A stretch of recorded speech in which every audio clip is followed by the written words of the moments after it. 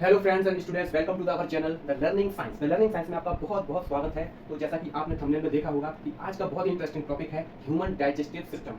यानी कि डू लोग खाना खाते हैं, how digest in our body, वो हमारी बॉडी में डाइजेशन किस प्रकार होता है, किस किस प्रोसेस के थ्रू गुजरता है जब वो हमारी बॉडी को न्यूट्रिशन के रूप में प्राप्त होता है। तो आज हम इस वीडियो में समझने वाले हैं, इसलिए इस वीडियो को बिना स्किप किए लास्ट तक जरूर देखिए। तो आइए स्टार्ट करते हैं। देखिए, जैसे भाई साहब कुछ खा रहे हैं, यानी कि जब हम कुछ खा रहे हैं तो उसको हम माउथ में ही लेते हैं सबसे पहले। तो वो किस तरीके से हम उसका अंदर की जो प्रोसेस होती है, यानी कि फूड जब अंदर जाता है तो किस किस प्रोसेस के थ्रू जाता है, किस प्रकार उसका ब्रेकडाउन होता है, आज हम इस वीडियो में जानेंगे। देखिए, तो सबसे पहले हम ये जानेंगे कि इसमें हम जो पढ़ने वाले हैं, जैसे फूड पार्टिकल्स यहाँ से गुजरेगा वो किस किस ऑर्गन से होकर जाता है। देखिए, सबसे पहले हमको याद रखना है कि ह्यूमन डाइजेस्टिव सिस्टम में ये दो पार्ट में है। नंबर एक तो एलिमेंट्री कैनाल, और दूसरा होता है जो इसमें से सीक्रेशन होता है जिन हार्मोन्स का, और जो डाइजेस्टिव जो जूस होते हैं उनका जो सीक्रेशन होता है वो भी ह्यूमन डाइजेस्टिव सिस्टम में आता है। तो इसके दो पार्ट होते हैं। तो एलिमेंट्री कैनाल के बारे में आज हम पढ़ने जा रहे हैं। तो एलिमेंट्री कैनाल का सबसे मोस्ट इंपोर्टेंट और सबसे पहला पार्ट होता है माउथ। इसको हम ब्यूकल कैविटी भी कहते हैं, ठीक है। इसमें हम सैलिवरी ग्लैंड्स भी पढ़ने वाले हैं, जैसे कि माउथ, इसको हम ब्यूकल कैविटी भी कहते हैं, सैलिवरी ग्लैंड्स। इसके बाद सैलिवरी ग्लैंड्स के बाद हम पढ़ेंगे ओसोफेगस, जिसे हम फूड पाइप भी कहते हैं। इसके थ्रू फूड पार्टिकल सीधा स्टमक में जाता है। ये जो आपको एप्पल जैसा जो शेप दिख रहा है वो होता है स्टमक, और स्टमक के जो राइट साइड में है वो है लीवर, और ये है पैनक्रियाज, जो कि स्टमक के बिल्कुल नीचे ब्लू कलर का आपको दिख रहा होगा, ये होता है पैनक्रियाज। ओके, ये होता है गॉल ब्लैडर। गॉल ब्लैडर क्या होता है, इसको पित्त की थैली बोलते हैं, जो कि लीवर से ही लटकी रहती है, ठीक। इसके बाद जो खाना जाता है वो स्टमक के थ्रू स्मॉल इंटेस्टाइन में जाता है। स्मॉल इंटेस्टाइन में ही उसका कंप्लीट डाइजेशन होता है, और यहाँ से लार्ज इंटेस्टाइन में जाकर वो जो वेस्ट मटेरियल होता है वो लार्ज इंटेस्टाइन में जाता है, और यहाँ से एनएस के थ्रू निकल जाता है।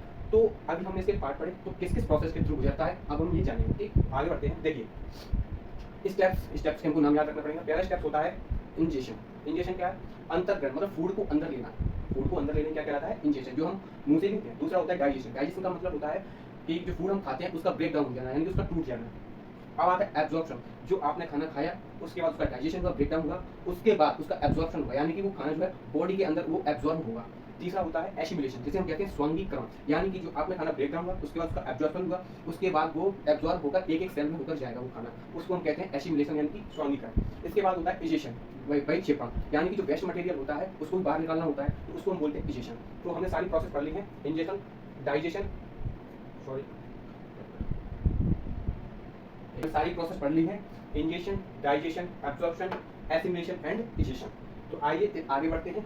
Nutrition in human beings. देखिए, the human digestive system comprises of alimentary canal and associated digestive glands, ठीक। यानी कि जो ह्यूमन डाइजेस्टिव सिस्टम है ये दो पार्ट में आता है। एक एलिमेंट्री कैनाल, जो मैं आपको भी पहले बता चुका हूँ। इसके बाद डाइजेस्टिव ग्लैंड्स, यानी कि जो पाचन तंत्र होता है, इससे कुछ पाचक रस निकलते हैं, डाइजेस्टिव जूस होते हैं, वो हम आगे पढ़ेंगे, ठीक है। तो पहला स्टेप होता है बेटा इंजेशन में हम पढ़ेंगे, ठीक। सबसे पहले हम क्या करते हैं, खाना खाते हैं, यानी कि माउथ के थ्रू हम खाना फूड को अंदर लेते हैं। इनटेक, देखो पहला स्टेप है mouth intake of whole food को अंदर लेते हैं।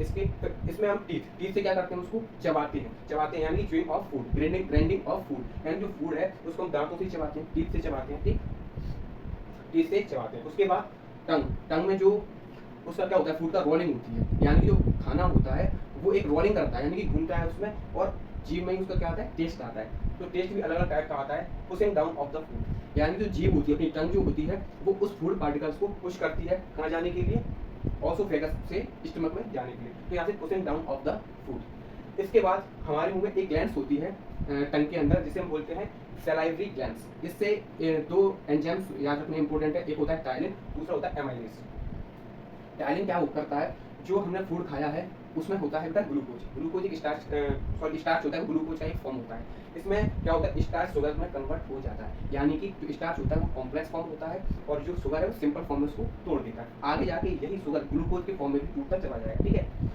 ऑसोफेगस, देखिए डाइजेशन का मीन्स ये था कि complex form to simplest form, यानी कॉम्प्लेक्स फॉर्म से सिंपलेस्ट फॉर्म में आना ही डाइजेशन होता है। तो ऑसोफेगस में क्या होता है, देखो ये जो नली दिख रही है आपको, ये ऑसोफेगस है, जिसको हम फूड पाइप भी कहते हैं। इसके थ्रू ही जो फूड पार्टिकल है वो सीधा स्टमक में जाता है, ठीक। अब स्टमक में क्या होते हैं, ग्लैंड्स होते हैं, देखो एक मिनट, देखो gastric gland secret gastric juice. Gastric juice तीन टाइप में निकलते हैं इसमें, एक होता है पेप्सिन, दूसरा होता है HCl एसिड, और तीसरा इसमें होता है म्यूकस, ठीक।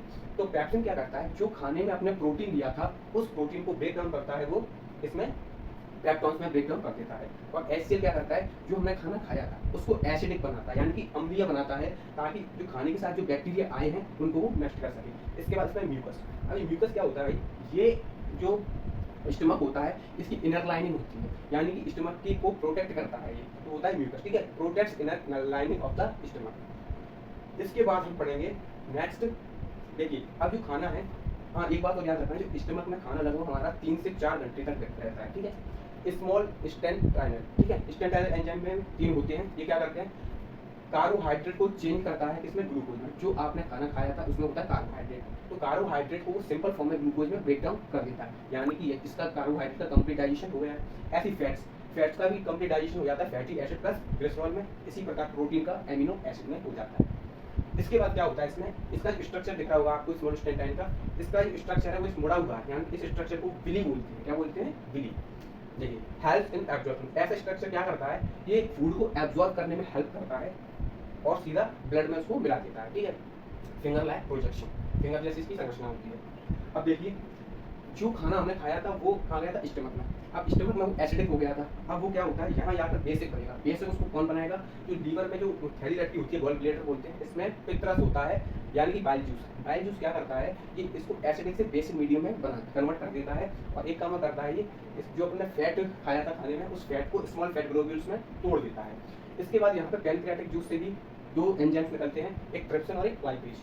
ट्रिप्सिन क्या करता है कि प्रोटीन को पेप्टोन्स में कन्वर्ट कर देता है, और फैट को, ये लाइपेज फैट को ग्लिसरॉल में कन्वर्ट कर देता है। तो एक प्रोसेस होती है जिसे हम कहते हैं इमल्सिफिकेशन। अब ये इमल्सिफिकेशन क्या होती है, the process of breakdown of large fat into globules into smaller fat globules by bile juice. यानी कि जो बाइल जूस है ये क्या करता है, इस फैट को ग्लिसरॉल में सिंपल फॉर्म में तोड़ देता है। इसी प्रोसेस को हम बोलते हैं इमल्सिफिकेशन, ठीक। इसके बाद जो खाना डाइजेशन हो जाता है वो एब्जॉर्ब हो जाता है, जो जिसमें न्यूट्रिशन होते हैं, ठीक है, और जो बचा हुआ वेस्ट मटेरियल है वो सीधा जाता है लार्ज इंटेस्टाइन में, ठीक है। अब लार्ज इंटेस्टाइन में क्या होता है, केवल वाटर का एब्जॉर्प्शन होता है, उसमें वाटर को एब्जॉर्ब किया जाता है, बाकी का जो वेस्ट मटेरियल होता है वो एनस के थ्रू निकल जाता है। तो ये थी हमारी कंप्लीट ह्यूमन डाइजेस्टिव सिस्टम, ठीक है। अब इसको हम थोड़ा एनिमेशन के थ्रू समझते हैं, ठीक है। देखिए